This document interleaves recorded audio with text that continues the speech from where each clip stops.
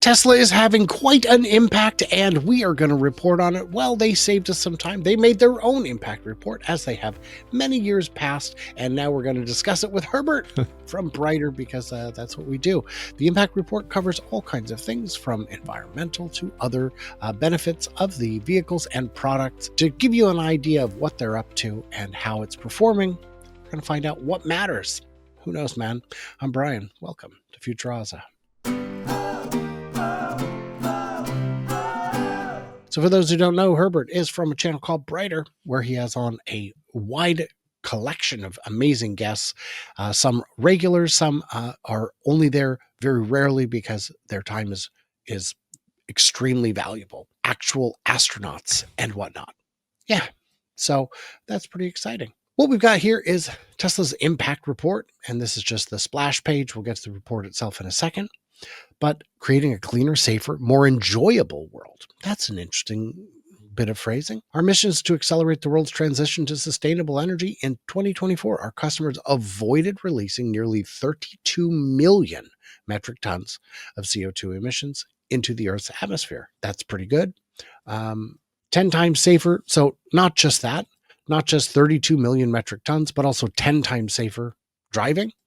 And 125,000 clean energy related jobs. 77% of our battery material suppliers set a net zero or carbon neutral goal. I mean, that's a start. So the report itself, let's share that.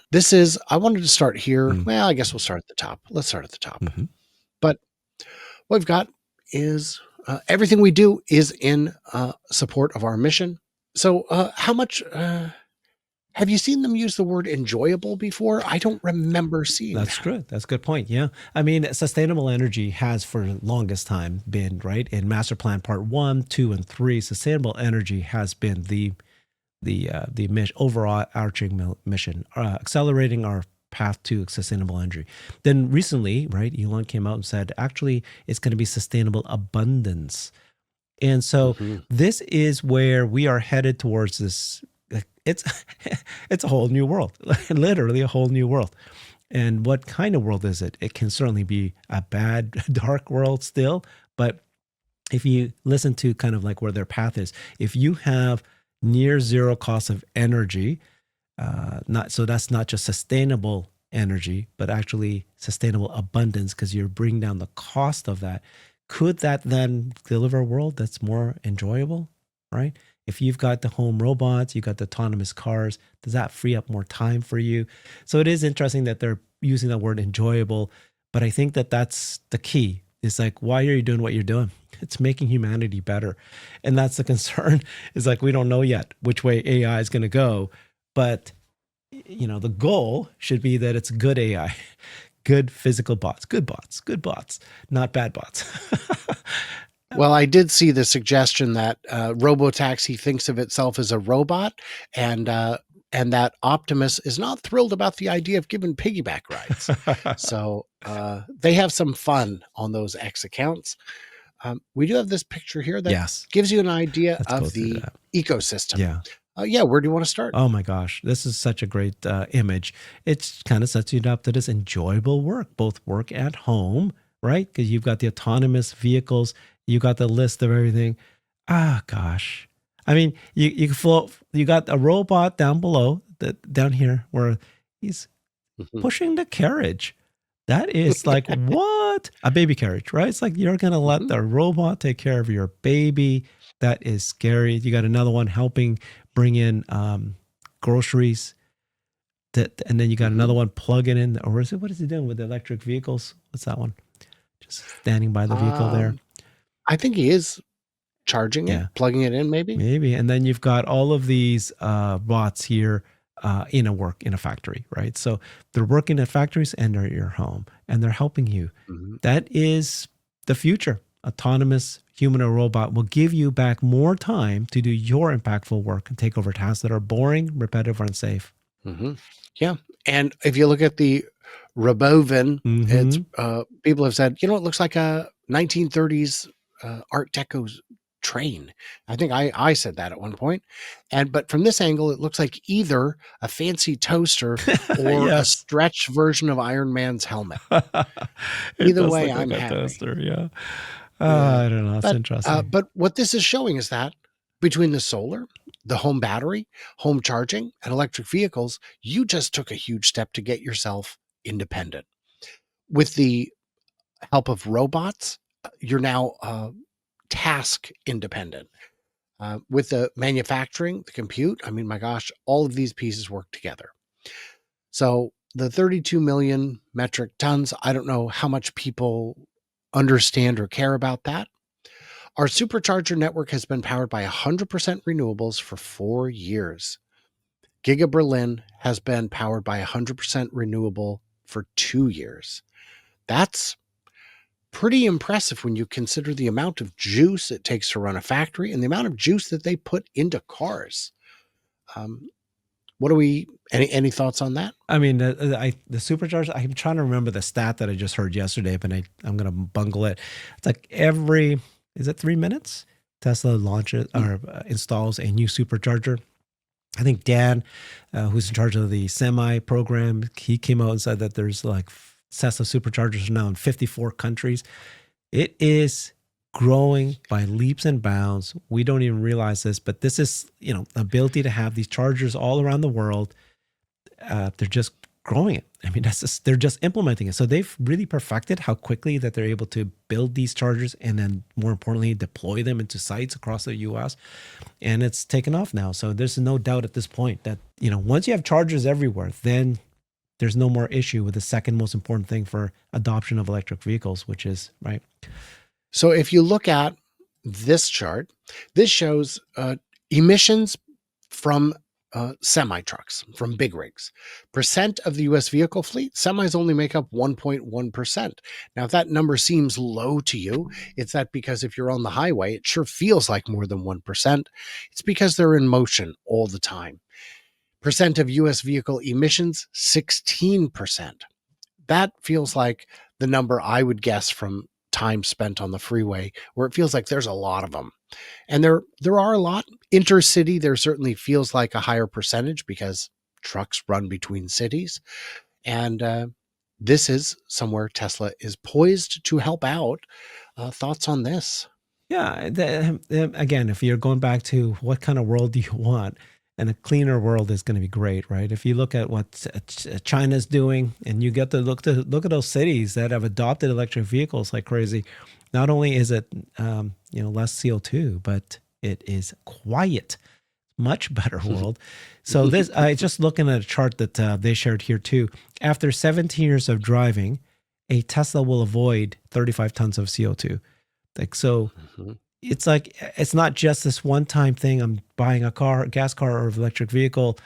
It's like the more you buy it, the longer you use it, the better for the world and better for you. Absolutely true. And the quieting of Chinese cities has been really noticeable. It used to be pure chaos, and now it's not. I can hear birds chirping in the morning in Shanghai. That was something I never experienced before. Our drivers have the freedom to go anywhere. I can see highways from these maps. But if we look at, let's see if I can zoom in a bit here, at like this one in the US, on this one in particular, you can see highways that are like little stripes going across with gaps in between them, lateral gaps. Those gaps make adoption in places along there difficult. If you live in one of those gaps, or if you need to travel past one in a direction that's not supported. I know if you look over in the Reno area, I drove up behind Mount Shasta, and it is, there are gaps, not gaps for a Tesla, but I did have to charge up before leaving Reno in order to reach my first charger, which was unusual in the city. You don't really have to charge anything before you go anywhere. And of course, when I tell people no, the chargers are sufficient, every single time and this has got to be coordinated. People say, well, if I'm going from El Paso in Texas up through diagonally through this gap into Arizona or New Mexico, Sure. it's like really everybody wants to go that route. Everybody, come on. But there are gaps, Sure. uh, Yeah. It's gaps. and it's filling out. Yeah. I was just I'm reading a book right now where it's talking about the 1,000 disruptions that's happened ever from one technology to another technology. Guess what happened when we had horses? No one would buy a gas car ever. There's no gas stations. There are gaps. Not just gaps. Do you know where you got your gas? Mm, The the drugstore. drugstores. Yeah. Yeah, in little tins. My, could you imagine trying to? They'll never catch on, Herbert. Never People catch on. won't And tolerate that. there is a moment when it crosses over where there'll be less gas stations, and we will be talking about gaps for gas stations. Now it's going to happen in the next several years as these gas Mm, stations die, and you still own a gas station. That is going to happen. It's actually happening now in Norway, in other parts of the mm. world, where you're seeing these guys transition over to electric vehicles, and so Absolutely crazy. So then we've got safety. Let's talk safety. 5-star across the board. I mean, we don't even have to look at them. These are all of the awards that there are. Tesla comes in at the top every do you time. have that one stat that matters most, Brian?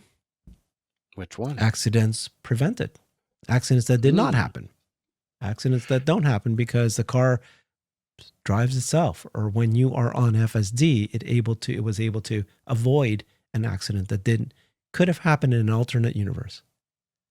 Is that that's in here somewhere? I think. I mean, I do think it's they in have here. probably estimated, right? If you compare it to human drivers, and you could say if there was a human driver without autopilot, then this is what you would have received. Yeah. Well, what Elon pointed out is that there are still 1.2 million road deaths per year. If I know one of his objectives is to keep the world populated, okay, part of it is to populate it himself, but to have more people alive. And a good way to have more people alive is to see fewer of them needlessly dying in accidents.